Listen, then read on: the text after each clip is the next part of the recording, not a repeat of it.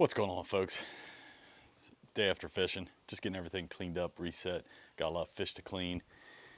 Not much thought into this one, but I do want to give a quick update after using the trolling motor a couple times, what I think. So stay tuned.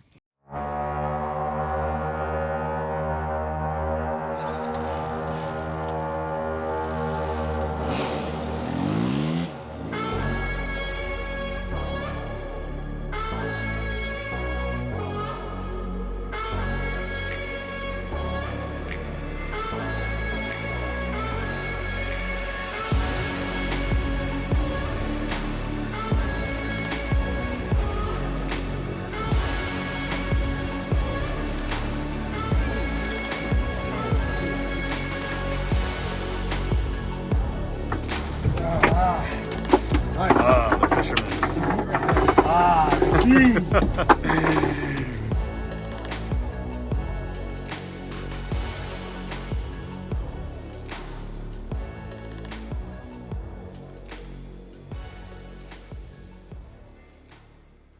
I just wanted to give a quick update on the trolling motor. I'm doing this one on a whim, so it's not really planned out. I just want to say we went fishing yesterday, first time wreck fishing with the trolling motor offshore. Me learning, I started trolling for fish. I started learning that whole thing. Got pretty good at that, I think. I never really enjoyed wreck fishing until I got this trolling motor. Because when I'm out there, I typically have to be sitting here controlling the throttle of the boat, keeping us on position. I got all this fancy technology. I know all you charter guys are probably laughing because you've gone your whole life without a trolling motor. But seeing charter guys out there yesterday,